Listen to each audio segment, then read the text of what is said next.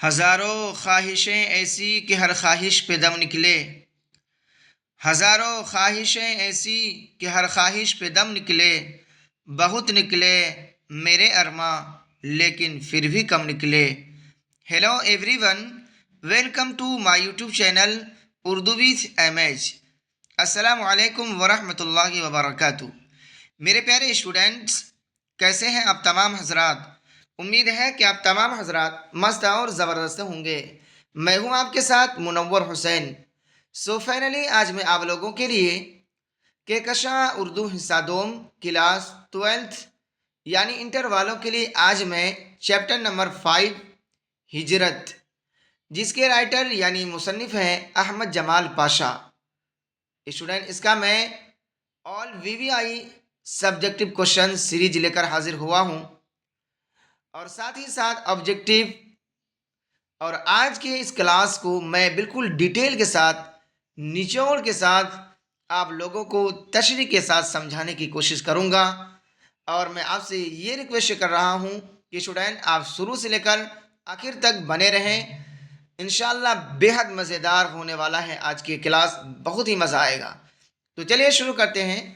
سب سے پہلے احمد جمال پاشا جو ہجرت کے مصنف رائٹر یعنی لیکھک ہیں، اس کے بارے میں اسٹوڈنٹ جاننا بے حد ضروری ہے، بلکہ یوں کہہ لیجئے 200% ضروری ہے، 100 نہیں، کیونکہ ہر ایگزام کے اندر آپ کو حالات مصنف ضرور پوچھا جاتا ہے۔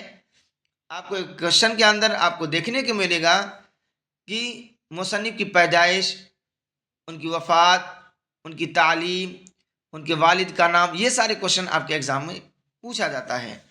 تو کیوں نہیں اس وقت آنے سے پہلے ہم تیار ہو جائیں، اپنے اندر ان تمام چیزوں کو سمیٹ لیں، تاکہ آنے والے ایگزام میں ہم دھڑاکے سے لکھ سکیں۔ تو چلیے سب سے پہلے ہم جاننے کی کوشش کرتے ہیں احمد جمال پاشا۔ احمد جمال پاشا کی پیدائش الہ آباد کے محلے خلد آباد میں ہوئی۔ کہاں پہ ہوئی؟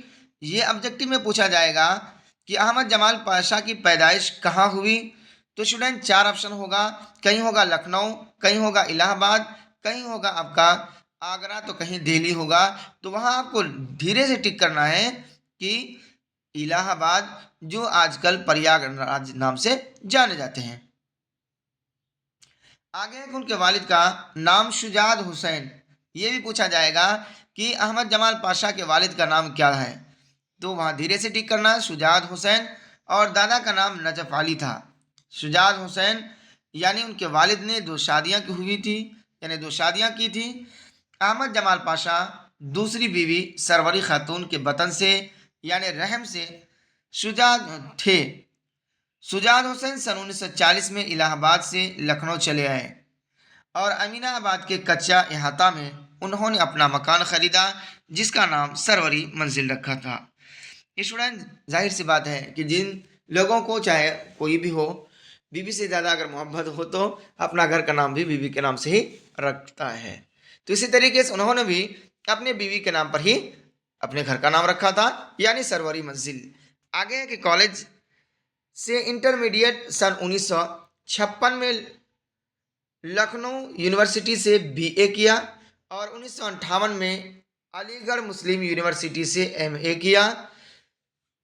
سن 1957 میں انہوں نے سر سید ہال میگزین اسکالر کا پیروڈی نمبر نکالا، ہے نا۔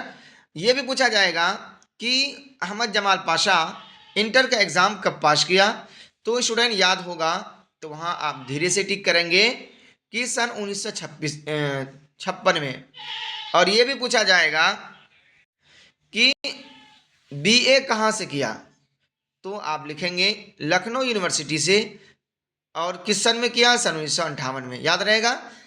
اور ایم اے سن 1957 میں انہوں نے سر سید ہال میں کیا میگزین اسکالر پیروڈی نکالا۔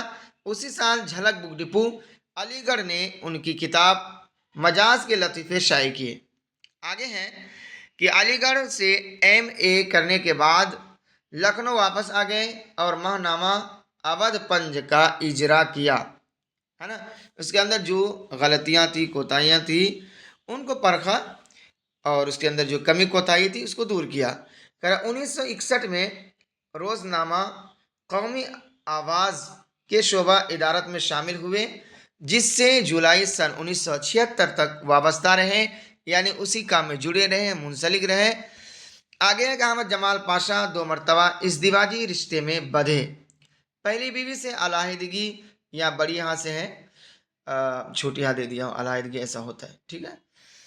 کے بعد سن 1966 میں ان کی دوسری شادی سرور جہاں سے ہوئی۔ کس سے ہوئی تھی؟ ان کی دوسری شادی کس سے ہوئی تھی؟ سرور جہاں سے۔ یہ بھی پوچھا جائے گا پہلی شادی کس سے ہوئی تھی اور دوسری شادی کس سے ہوئی تھی۔ کریں جو بعد میں سرور جمال کے نام سے مشہور ہوئی۔ 1976 میں وہ مستقل قیام کی خاطر، یعنی پراپر رہنے کے لیے اپنی سسرال سیوان چلے آئے۔ یہ بھی آپ کا آبجیکٹو میں پوچھا جائے گا کہ احمد جمال پاشا کا سسرال کہاں تھا، تو اسٹوڈنٹ آپ وہاں دھیرے سے ٹک کریں گے کہ سیوان۔ آگے ہے کہ سن 1976 میں انہیں ذکیہ آفاق، یہاں مت چھوٹ گیا ہے، اسلامیہ کالج میں اردو لیکچرر کی ملازمت مل گئی۔ 28 ستمبر 1987 کو دوران ملازمت ہی دل کا دورہ پڑنے سے، ہے نا، پڑھنے سے نہیں پڑھنے سے، ہاں، پٹنہ میں ان کا انتقال ہو گیا۔ 19 ستمبر سن 1987 کو 29 ستمبر سن 1987 کو تلہٹہ سیوان میں ان کی تدفین عمل میں آئی، یعنی وہیں پر ان کا دفن کیا گیا۔ یہ بھی پوچھا جائے گا کہ احمد جمال پاشا کا انتقال کہاں ہوا، تو انتقال کہاں ہوا تھا؟ پٹنہ میں، اور اس کا تدفین کہاں ہے، یعنی قبر کہاں ہے، تو وہ سیوان میں ہے۔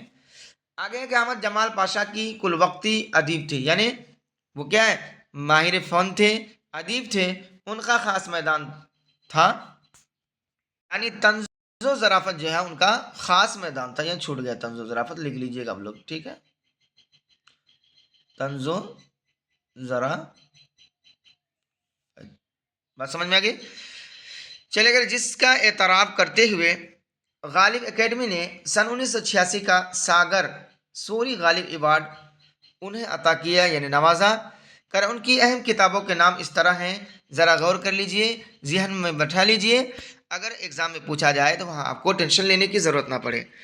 یہاں ایک میں ہے کہ اندیشہ شہر، دو ہے ستم ایجاد، تیسرا ہے لذت آزاد، چوتھا ہے مضامین پاشا، یہاں پادشاہ لکھا ہوا ہے، اور پانچواں ہے چشم حیراں، چھٹا ہے پتیوں پر چھڑکاؤ، ساتواں ہے ظرافت اور تنقید، اور آٹھواں ہے اردو کے 4 مزاحیہ شاعر، اور نواں ہے لطیفے گوئی، اور 10واں ہے ملا نصر الدین کے لطیفے، 11واں ہے مجاز کے لطیفے وغیرہ۔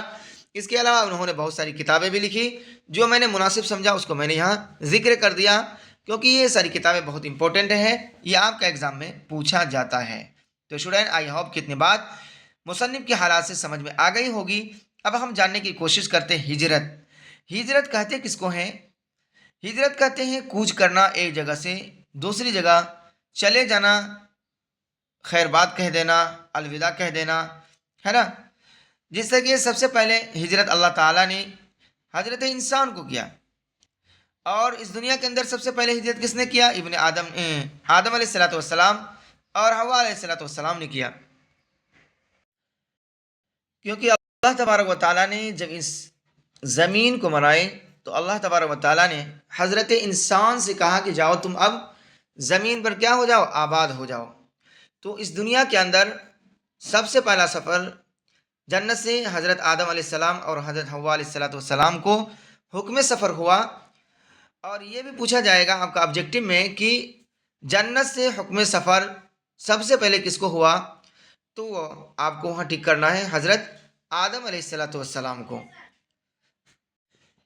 اسی طریقے سے اللہ تبارک و تعالیٰ نے اس دنیا کے اندر 18,000 مخلوقات کو پیدا کیے، اور ہر ایک کو ایک نہ ایک دن ہجرت کرنا ہے۔ انسان جس طریقے سے ہجرت کرتا ہے، ایک جگہ سے دوسری جگہ چلے جاتا ہے، کہیں دہلی تو کہیں لکھنؤ، کہیں اور چلے جاتا ہے، اور ہجرت کرنے سے انسان کی زندگی میں فرحت پیدا ہوتی ہے، نشاط پیدا ہوتی ہے، خوشنودی پیدا ہوتی ہے۔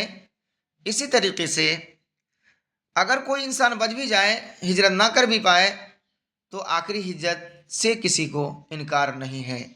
یعنی وہ ہجرت ہے موت. موت سے کسی کو انکار نہیں ہے. ایک نہ ایک دن ہر ایک کو موت کا سفر کرنا ہے، یعنی موت ہجرت کرنا ہے اس دنیا سے.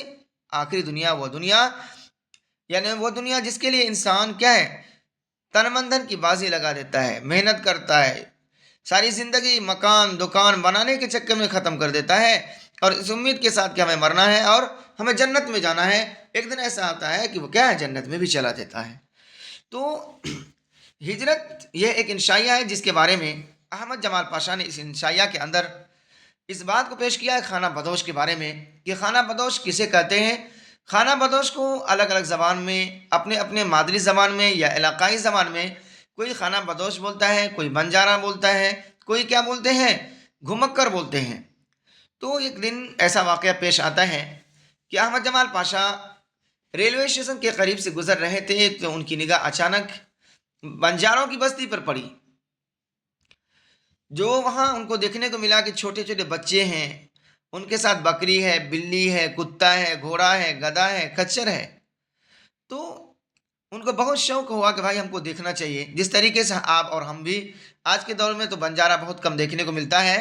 پہلے دور میں آج سے 5 سال 10 سال 15 سال نیچے جائیے تو آپ کو دیکھنے کو ملتا کہ کہیں پر ریلوے اسٹیشن کے قریب ہو یا تالاب کے قریب ہو، اس طریقے سے وہ لوگ کیا ہے، گھر بنا کر رہا کرتے تھے، ہے نا. ان کا گھر کس کا ہوتا تھا؟ پلاسٹک کا.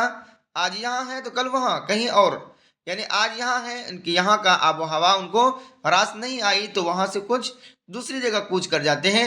ایسا ہی ہوا کہ احمد جمال پاشا دیکھتے ہیں کہ وہ کیا ہے، کوچ کر رہے ہیں، کیا ہے، بوریا بستر باندھے ہوئے ہیں کچروں پر لاد کر.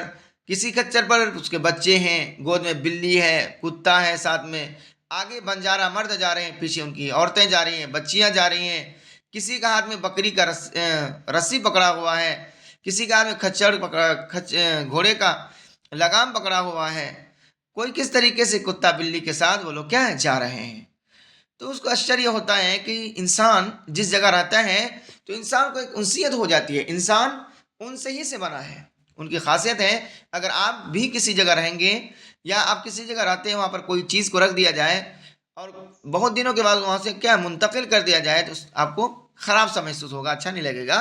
اسی طریقے سے انسان ہے، جب یہ کیا ہے، خانہ بدوش ایک جگہ سے دوسری جگہ جاتے ہیں، اس طریقے سے محسوس کرتے ہیں، فیل کرتے ہیں کہ جیسا لگتا ہے کہ وہ اپنا کیا گھر بار اجاڑ کر جا رہے ہیں، اس کا دل ٹوٹ جاتا ہے. تو یہاں احمد جمال پاشا یہ کہہ رہے ہیں کہ انسان بنجارہ کا ایک کمہار کی ہے، کمہار کی سی طرح ہے. یعنی جس طریقے سے ایک کمہار برتن کو بناتا ہے، اگر اس برتن کے بنانے میں تھوڑا سا ان کی شکل بگڑ جاتا ہے تو اس کو فوراً توڑ دیتا ہے نا. پھر دوسرا بناتا ہے، پھر اسی طریقے سے توڑتے رہتا ہے، بناتے رہتا ہے. اسی طریقے سے یہ کیا ہے، خانہ بدوش ہے. آج یہاں ہے اور یہاں کی آب و ہوا ان کو راس نہیں آئی تو کل کہیں اور ہوں گے، اس کے بعد وہ کہیں اور ہوں گے. ان کا حقیقی مکان نہیں ہوتا ہے. یہ ساری باتیں احمد جمال پاشا نے یہ کیا انشائیہ کے اندر یہ بات بتائی ہے.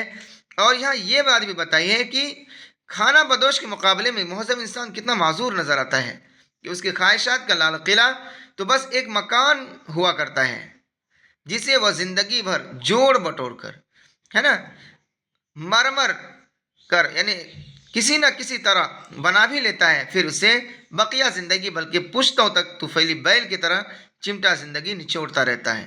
اسی طرح خانہ بدوش کے گھر اور دھوندا تو معصوم بچے کا ریت کا گھر ہے. یعنی آج جس طریقے سے آپ بچے میں کھیلے ہوں گے کہ آپ ریت پر گھر بناتے ہیں، ہے نا، گھر بناتے ہیں، بگڑ گیا تو توڑ دیتے ہیں، کچھ ہو گیا پھر توڑ دیتے ہیں. اسی طریقے سے خانہ بدوش کہ کیا ہے، زندگی کمہار کی طرح ہے جس کے چاک سے روزانہ طرح طرح کے گھر رودے جاتے ہیں اور بنتے رہتے ہیں، توڑے جاتے ہیں، ہے نا. یعنی کھلونے کی شکل کی طرح ہے. احمد جمال پاشا یہ بھی کہتے ہیں کہ جب بھی میں خانہ بدوش کو دیکھتا ہوں تو مجھے ایسا محسوس ہوتا ہے کہ وہ سماج سے کٹے ہوئے ہیں، ہے نا، دھیرے دھیرے اتنے مکمل کر چکے ہیں کہ اب وہ خود ایک سماج بن گئے، ہے نا. ان کا مکمل رہائش کوئی نہیں ہے. آج یہاں ہے تو کل کہیں اور رہیں گے، پرسوں کہیں اور رہیں گے، ہے نا.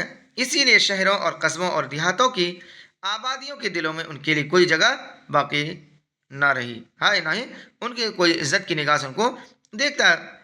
آج یہاں ہے بھائی تو کل کہیں اور رہیں گے. تو جو تعلقات ہیں، محبت ہے، ایک جگہ مستقل رہنے سے ہی پیدا ہوتی ہے نا. جب آپ نہیں رہیں گے تو کیسے ہوگا؟ تو آگے یہ بھی کہہ رہے ہیں کہ جب بھی ہجرت پر غور کرتا ہوں تو اس نتیجے پر پہنچتا ہوں کہ ہجرت تو حضرت انسان کی سرشت میں داخل ہے، فطرت میں داخل ہے. اس کی ہجرت کا سلسلہ تو جنت سے شروع ہوا تھا. اسے حکم سفر ہوا تھا کہ جاؤ اور ہماری بنائی ہوئی زمین میں آباد ہو جاؤ. انسان جنت کی آرزو اور توقع امید میں روز آفرینش کی طرح یعنی روز بروز ہجرت میں مصروف ہے. آج دہلی کا سفر کرتا ہے، کوئی ممبئی کا سفر کرتا ہے، کوئی کہیں کا سفر کرتا ہے. یعنی یہ جنت سے نکالا ہوا ابن آدم پھر جنت تک کیسے واپس پہنچے جو اس کی آخری اور مستقل اقامت گاہ ہے، قیام گاہ ہے. جو جنت میں چلے گیا وہ ہمیں ہمیشہ ہمیشہ وہیں رہیں گے، خالدین فیہا ابدا، یعنی کبھی بھی نہیں وہاں سے لوٹیں گے، ہے نا. جس میں پہنچنے کے بعد ہجرت کا اصلی سلسلہ اپنے ابدی سرے سے مل جائے گی. یعنی جس طریقے سے اللہ نے اس دنیا کے اندر حکم سفر کیا تھا، ہجرت کرنے کے لیے کیا تھا، پھر آخر میں اس کو وہاں پر ہی جانا ہوگا. جنت میں جو ہمیشہ ہمیشہ رہنا ہے، حضرت انسان کو کرنا ہے، چاہے وہ دنیا میں کریں. اگر دنیا میں نہیں کیا ہے تو آخرت میں ہر ایک کو کرنا ہے، ہر ایک نفس کو. کل نفس، جیسا کہ قرآن کریم کی آیت ہے، کل نفس ذائقۃ الموت، کہ ہر نفس کو موت کا مزہ چکھنا ہے نا. چاہے انسان ہو، جانور ہو، پرندہ ہو، درندہ ہو، یا کوئی بھی جاندار ہو، ہر ایک کو ایک نہ ایک دن کیا ہے، ہجرت کرنا ہی پڑے گا. تو اسٹوڈنٹ یہ ساری باتیں احمد جمال پاشا نے اس انشائیہ ہجرت کے اندر لکھا ہے کہ انسان کی زندگی یہ دنیا ہی کیا ہے، مسافر ہے، کیا ہے، امتحان گاہ ہے. کیا ہے؟ امتحان گاہ. یہاں جو بھی ہے ایگزام دینے کے لیے آیا ہے. آج ہماری باری ہے، آج ہم آئے ہیں تو کل کوئی اور آئیں گے، پھر ہم چلے جائیں گے، ہے نا. کہاوت ہے نا، شعر ہے نا، کسی شاعر نے کیا ہی خوب کہا ہے کہ یہ چمن یوں ہی رہے گا اور ہزاروں بلبلیں، یہ چمن یوں ہی رہے گا اور ہزاروں بلبلیں سب اپنی اپنی بولیاں بول کر اڑ جائیں گے. یعنی نہ جانے کتنے لوگ آئے اور کتنے لوگ چلے گئے. رنگ برنگ کے لوگ آئے، کالا گورا، چپٹا ناٹا، لمبا موٹا، تازہ پتلا، ہر طرح کے انسان اس دنیا کے اندر آئے اور چلے بھی گئے اور آئیں گے اور چلے بھی جائیں گے. نہ کوئی کیا ہے، کسی کا یہ دنیا ہو کر رہا ہے، نہ ہی ہو کر رہے گی. جب ہمارے نبی نہ رہے اس دنیا میں، ان کو بھی اس دنیا سے کیا ہے، ہجرت کرنا پڑا، تو ہم تو ان کے کیا ہے، امتی ہیں، ہمیں بھی کیا ہجرت کرنا پڑے گا. تو یہ ساری باتیں اس کیا ہے، اس ہجرت کے اندر احمد جمال پاشا نے یہ ساری باتیں بہت ہی نرالے انداز میں پیش کیا ہے کہ انسان کا کوئی کیا ہے، مسلسل ٹھکانہ نہیں ہے. ان کا مسلسل ٹھکانہ کون ہے؟ وہ جنت ہے. یہ دنیا بھی کیا ہے، ایک بن جانے کی بستی کی طرح ہے نا. آج ہم چلے گئے، ہے نا، کل کوئی دوسرا یہاں آئے گا، کوئی دوسرا آباد ہوگا. ٹھیک ہے. تو اسٹوڈنٹ آئی ہوپ کہ اتنے بات آپ کو سمجھ میں آ گئی ہوگی. تو چلیے ہم لوگ فٹافٹ دیکھتے ہیں مختصر ترین سوالات مع جوابات جو آپ کا 2 نمبر کا ہے. اس کو حل کرنے کی کوشش کرتے ہیں. یہاں ہے سوال نمبر 1 میں کہ ہجرت کا تعلق کس صنف ادب سے ہے. تو اسٹوڈنٹ دھیرے سے ٹک کرنا ہے کہ صنف انشائیہ سے ہے. کس سے ہے؟ ہجرت کا تعلق صنف انشائیہ سے ہے. آگے ہے سوال نمبر 2 میں کہ بنجاروں کو اور کس نام سے جانا جاتا ہے. جیسا کہ میں نے بتایا تھا، کوئی کیا خانہ بدوش کے نام سے جانتے ہیں، کوئی بنجارہ کے نام سے جانتے ہیں، کوئی گھمکر کے نام سے جانتے ہیں. الگ الگ علاقے میں الگ الگ نام سے جانتے ہیں، الگ الگ زبان میں. آگے ہے کہ ہر ملک ما است سے کیا مراد ہے. کریں اس سے مراد ساری زمین ہماری ہے. یعنی یہ جو چاہیں گے وہ کر سکتے ہیں، کہیں بھی رہ سکتے ہیں. آج یہاں آپ کا علاقہ میں ہے، کل دوسرے علاقے میں رہیں گے، 2-4 دن بعد کوئی اور علاقے میں رہیں گے، کوئی اور اسٹیٹ میں جائیں گے. یہ کیا ہے، ساری زمین کی اپنی ہی مانی جاتی ہے. آگے اسٹوڈنٹ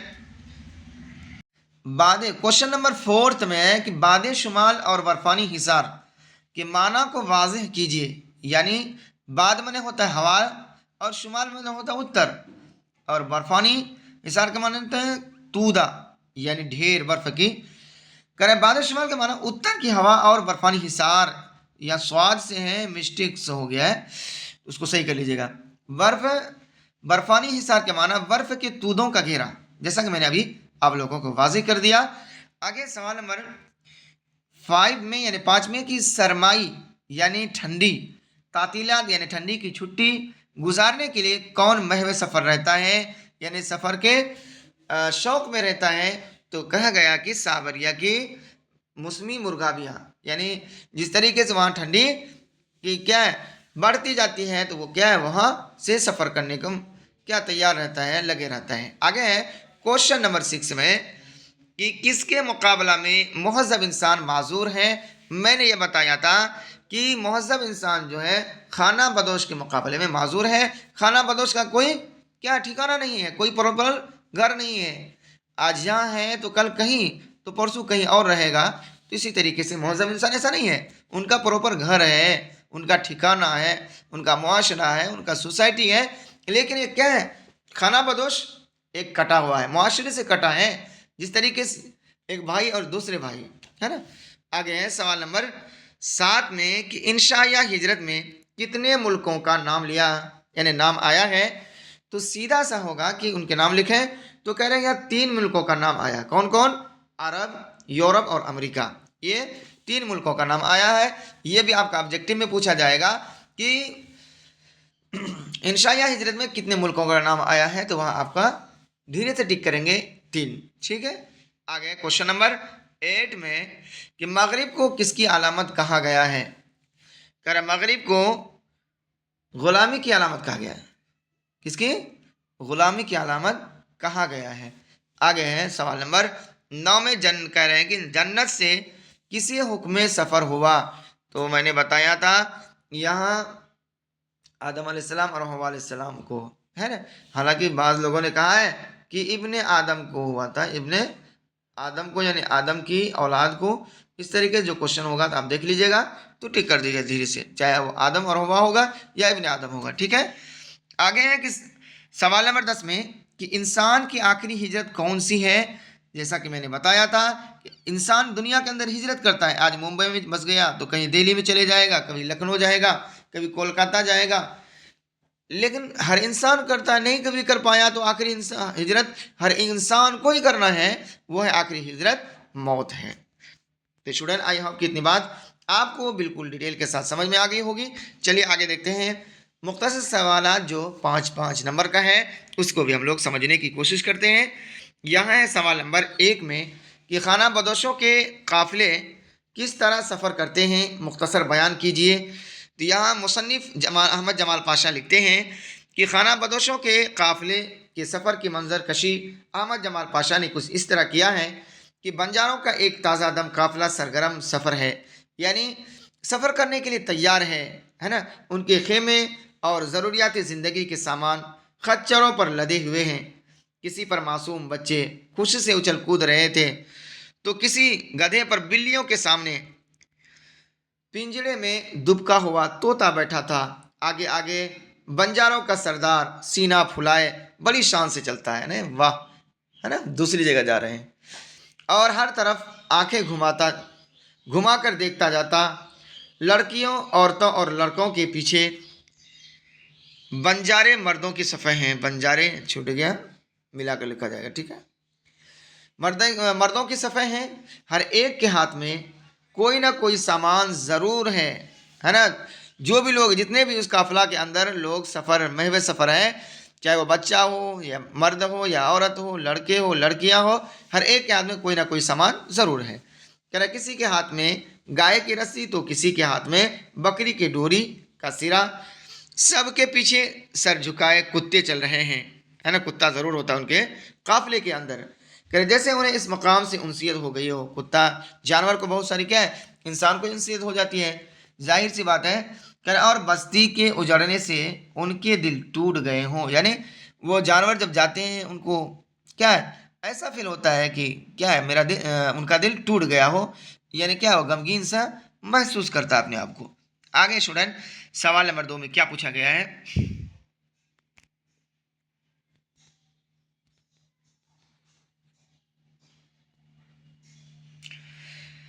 कि हिजरत इस्तेहकाम की अलामत है। कैसे? कह रहे हैं कि हिजरत इस्तेहकाम की अलामत इस तरह है कि हिजरत करने से आदमी तरह तरह के मुशाहिदे यानी तरह तरह के मंजर और तजर्बात से दो चार होता है, यानी طرح طرح کی کیا ہے چیزیں کو دیکھتا ہے تو اسے تجربات ہوتے ہیں اور اس کے دل میں خوشی پیدا ہوتی ہے۔ اس طرح مہاجر یعنی ہجرت کرنے کی فکر میں استحکام پیدا ہوتا ہے نا، فکرے لکھ دیا ہے۔ ہجرت ایک ایسا فرض ہے جسے آج نہیں تو کل سب کو ادا کرنا ہے۔ بتایا تھا نا، اگر آج ہم ہجرت نہیں کر رہے ہیں تو ایک نہ ایک دن ہمیں ہجرت کرنا ہی پڑے گا، وہ اس دنیا کو چھوڑنا ہی پڑے گا۔